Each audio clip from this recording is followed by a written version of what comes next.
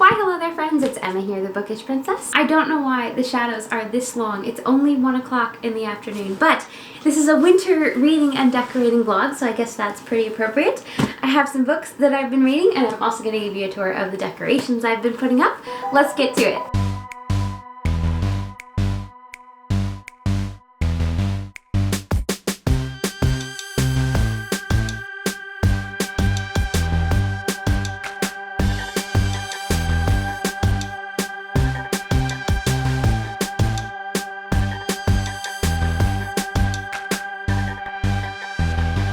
So I feel like I have kind of a random stack here.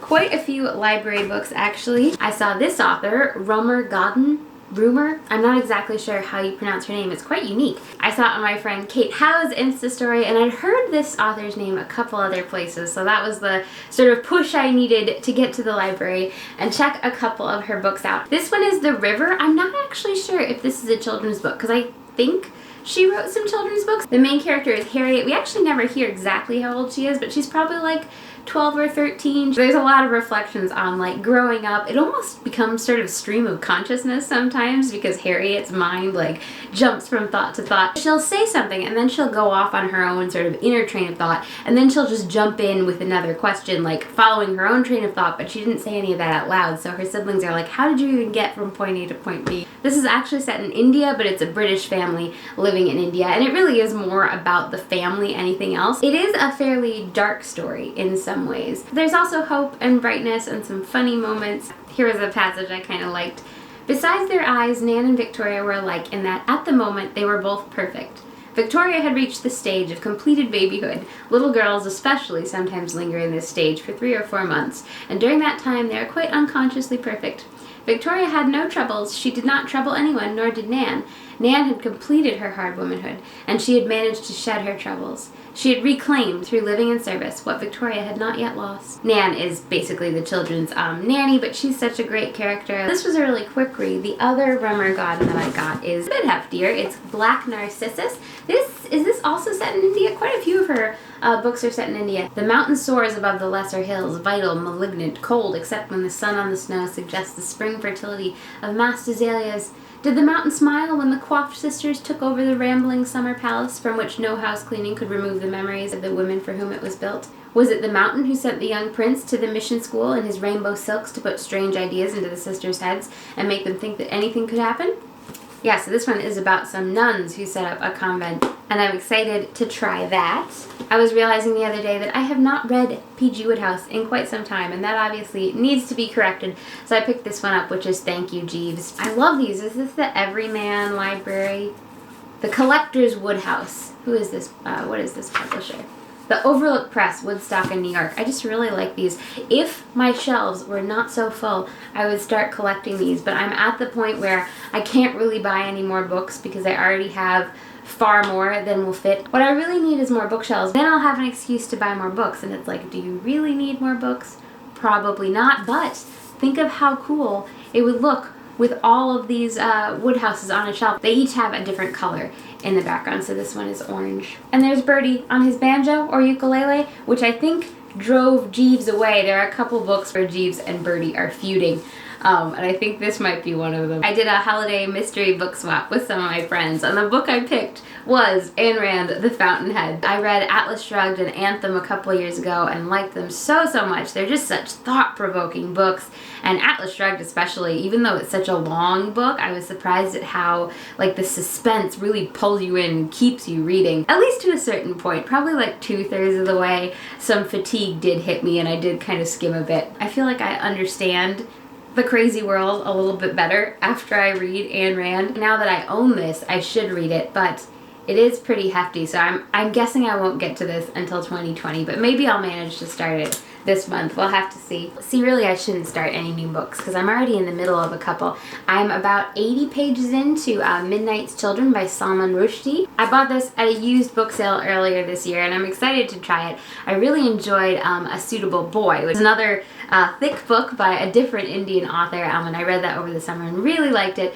I don't think I like this one quite as much. It's definitely got a different flavor, but I have been enjoying it so far. It's really interesting the way it's told in the first person, and so the narrator kind of starts by going back in his family history and introducing you to his grandfather, and like you're not sure at first like which one of the grandfather's children are gonna be his mother, and then you're not sure when he's going to arrive. I've finally gotten to the point where the narrator is arriving. He says, "It's almost time for the public announcement. I won't deny I'm excited. I've been hanging around in the background of my own story for too long. Although it's still a little while before I can take over, it's nice to get a look in."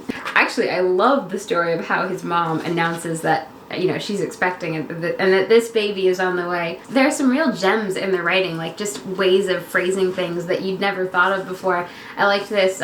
This one character is offered the gift of a prophecy in return for her gift of a life. There are lots of reasons she could say no, she doesn't want to go to this fortune teller, but it says, "The offer touched my mother in a place which answered yes." This character is born on August 15th, 1947, at the very moment of India's independence, so you get lots of Indian history as well in here. I've talked about my love of Indian movies on my channel before, so it's really cool to dip into Indian literature as well. Speaking of Bollywood movies, I just the other night made my cousin watch Pramartan Dampayo, which is one of my all-time favorite Bollywood movies, and she really liked it. It had been a while since I had rewatched it, so I was just remembering how much I love it and how many funny lines there are in it. If you haven't watched Pramartan Dampayo, you should definitely watch that. Here's another library book. This is C.J. Jung, Psychological Reflections, edited by Joanne Jacoby and R.F.C. Hull. A new anthology of his writings from 1905 to 1961. I've heard Jordan Peterson talk about Jung quite a lot. I really enjoy Jordan Peterson. His lectures are so good.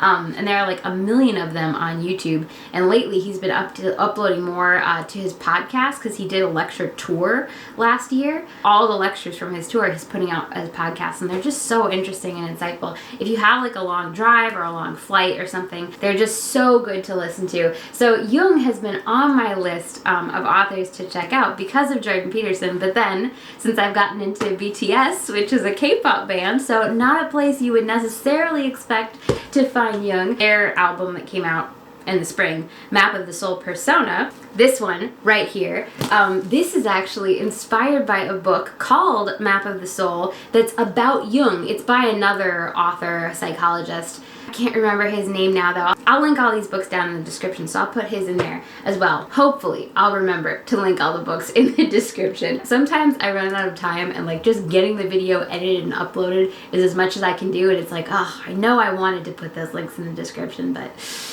do they actually always make it there? After talking about it now, I will have to make sure I get the links in the description. Anyway, BTS actually puts a ton of thought and backstory into their albums. Map of the Soul is their newest sort of album theme. Like, people are speculating that there's going to be kind of a trilogy of Map of the Soul, so they'll do Persona, Shadow, and Ego is the word on the street, because all of those, Persona, Shadow, and Ego, are concepts from Jung. So this is lots of different kind of quote selections organized according to different themes: consciousness and the unconscious, the archetypes, dreams, youth and age. So this is already kind of divided up into bite-sized chunks, but I find this slow going to read because each sort of chunk really makes you stop and think or rethink, like look at something in a new way. Jung is really looking at psychology and our kind of inner psyche as a science, and a science that has really been unexplored because we've, you know, obviously been occupied with material sciences and what we can learn about the material world, but the psyche is really the spiritual world.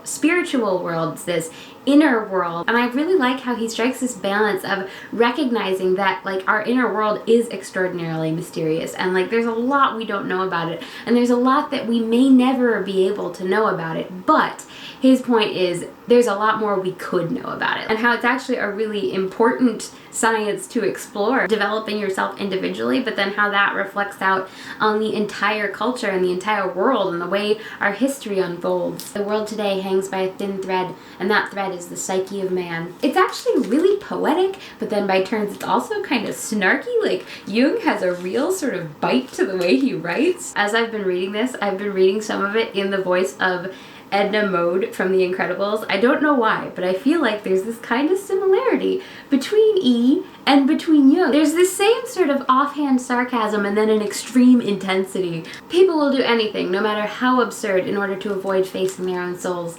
They will practice Indian yoga and all its exercises, observe a strict regimen of diet, learn the literature of the whole world, all because they cannot get on with themselves and have not the slightest faith that anything useful could ever come out of their own souls. Thus the soul has gradually been turned into a Nazareth from which nothing good can come. Therefore, let us fetch it from the four corners of the earth. The more far-fetched and bizarre it is, the better. Come on, doesn't that sound like something E would say? So yes, I'm not very far into Jung so far, but I'm really enjoying this. Definitely hoping to dig in deeper. Jordan Peterson recommended a book. I wrote it down somewhere, but now I can't remember the name of it, but I'll put the cover of it up on the screen here. That was actually, I think, a student of Jung's, and he mentioned that that was kind of a good place to like start with Jung and kind of introduce yourself to Jung. I always like, whenever possible, to read the author themselves, like their own words, before I read what somebody else thought about them. Here's my December edition of Magnificat. I've really been enjoying reading this year. It's a Catholic prayer book, so it has a prayer for every morning and evening, and then it also has the daily Mass reading, so I often bring this to Mass on Sundays. I really love the Bible readings from each day, though, because some of them are so beautiful and are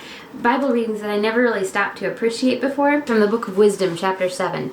In wisdom is a spirit, intelligent, holy, unique, manifold, subtle, agile, clear, unstained, certain, not baneful, loving the good, keen, unhampered, beneficent, kindly, firm, secure, tranquil, all-powerful, all-seeing, and pervading all spirits. For wisdom is mobile beyond all motion. Isn't that beautiful? Mobile beyond all motion. And she penetrates and pervades all things by reasons of her purity. For she is an aura of the might of God, and a pure effusion of the glory of the Almighty. Therefore naught that is sullied enters her. For she is the refulgence of eternal light, the spotless mirror of the power of God, the image of his goodness. And passing into holy souls from age to age, she produces friends of God and prophets. I just love that whole list of adjectives. I feel like you could stop and think about every single one of them. Actually, I have to look and see if my Magnificat subscription is about to expire, because you can do it for 6 months or a year, and I can't remember now if I did it for 6 months or a year. I am going to do my top 19 books of 2019, so I've been making a list and starting to pick out things for that. I'm really hoping the sun is not messing up this shot too badly. I can hear the editing Emma of the future right now saying, why did I sit there? Why didn't I sit somewhere where the sun was not making a mess with this shot? But it's kind of pretty and cozy to sit here in the sunshine. And before I forget, let's take a look at the decorations. I can never bear to get rid of a beautiful holiday card, because I can always use it later to make a little holiday card wall like I did above my desk. You know what? I don't think our snowman is up to date. I think his nose, I can't believe how fast November is going by, but his nose like that, I think. I found him at Target a couple of years ago. Here's Belle in a quiet, snowy village. I just thought this advent calendar makes for the perfect backdrop for her. It actually, when you stop and look at it, kind of looks like Belle's Village. I think I'm behind on opening my doors. Aren't they so cute, though? Look, there's a violinist in that one. Oh, look, I missed 5 and 6 down here, too. What are they doing in there? Some holiday decorations. What's behind door number 6? Santa Claus. Oh, you know what? That's because the 6th is St. Nicholas Day. Oh my gosh, that's so cute. This is where my knitted display is going. And look at my pom-poms. I kind of love them, and I'm thinking of adding a couple more. I just put some command hooks up on the ceiling, and I made the pom-poms myself. I feel like they look so cute alongside the knitted trees. And then I've got more past Christmas cards on the wall over here. Some cute Christmas mice in the window. I love these guys. I found this at Hobby Lobby last year. I love these skiers and their fabulous outfits. I mentioned in my Hobby Lobby haul how I just didn't want to get rid of these cute warm and cozy Anthropologie bags. It was actually just one bag. These were 2 sides of the same bag, so I put them up as posters. I did get the Bon Moment Jam Advent Calendar again. I got this last year too. It's so much fun every day. A different jam. Did I open today's? No, I don't think I did.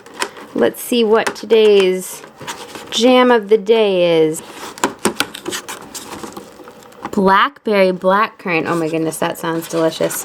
The blackberry raspberry jams are my favorite, but I like all of them, and I love how at the end I have a whole stack of jams, some cute pom-poms up along there. I found this in the Vera Bradley outlet Black Friday sale. It was super on sale. Last year they had owls, and this year they have penguins. How cute is that? This yarn is so pretty. I already did a couple trees that were white and this in combination, but now I'm gonna do this in combination with the dark green, and it should be so pretty. So I've just been sitting here working on my knitting or watching Bon Voyage, which is a BTS travelogue series. I've done a couple BTS reaction videos because I love their music, but I love their travelogue too. I feel like they include all these little things that I like to include in my own vlogs because I think they're fun, like what they ate on the plane or what restaurant they stopped at the airport. Jin, who's one of the members, when he's at the airport, he sees RJ, which is like his little cartoon character. It's an alpaca that he created. They did like a whole video series where they created these like cartoon characters. They're really cute, and Jin loves RJ. He like wears RJ merch all the time, and so he sees an RJ plush at the airport and he stops and goes and buys it, which I think is hilarious. Imagine having Jin, the creator of RJ, come and buy an RJ for you. I told my mom I wanted an RJ pillow for Christmas, and I sent her a picture of it, and she's like, oh, that's such a cute cloud, and I'm like, it's not a cloud, it's actually an alpaca, but it is super cute. J-Hope always takes food pictures. I love it. No, see, look at this book. I noticed Namjoon was reading something. Who wants to trade half a ham roll for half a panini? This is exactly what my family does at restaurants. We're always trading. But yeah, look. So I had to pause and look up what book that is. Apparently it is American Notes for General Circulation, a travelogue by Charles Dickens. Isn't that awesome? Namjoon is just randomly reading a travelogue by Charles Dickens, which now I want to read. In one of their videos where they're like just getting ready for a performance, like getting their makeup done, Namjoon is sitting there reading Nature by Ralph Waldo Emerson. It looks like he's reading Charles Dickens there in English, but I looked up the edition of Nature that he was reading, and it's sadly in Korean. If it was English, I would totally buy that just for the cover. New Zealand looks so beautiful though, like these mountains in the distance. Look at that, oh my gosh.